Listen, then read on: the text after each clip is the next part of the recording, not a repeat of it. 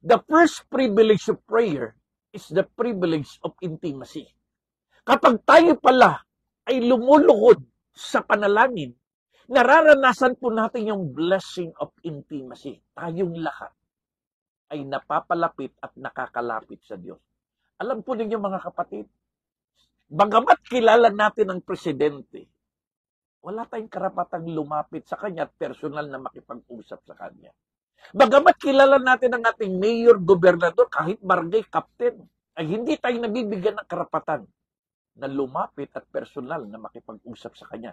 Samantalang ang ating Diyos, ang hari ng mga hari, ang Panginoon ng mga Panginoon, ay nai-enjoy po natin yung first privilege of prayer, yung first blessing of prayer, the privilege of intimacy, na anytime, anywhere, pwede tayong lumapit sa Diyos at makipag-usap sa Diyos. Hindi na natin kailangan ng appointment. So enjoy the first blessing of prayer, intimacy. The second privilege of prayer is involvement. Kung ano po yung ating nararanasan, ang ikalawang pribilehiyo ng panalangin ay bababa po ito sa ating pamilya. Kung paanong nararanasan natin ang kanyang kapangyarihan, ang kanyang kalwalatian, ang kanyang pag-ibig, ang kanyang pagpapala.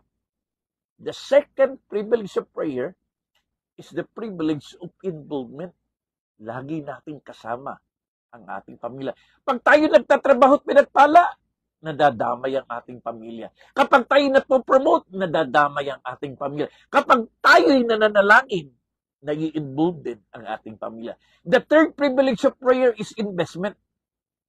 Every time na tayo lumalapit sa Diyos na nanalangin, para tayong nag-iipon ng kayamanan sa Kanya.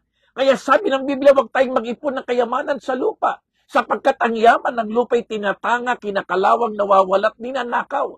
Subalit mag-ipon tayo ng kayamanan sa langit, hindi tatangain, hindi kakalawangin, hindi po mawawala, bagkus ito'y mananatili hanggang wakas. Paano po tayo nagkakaroon ng investment sa Diyos sa prayer?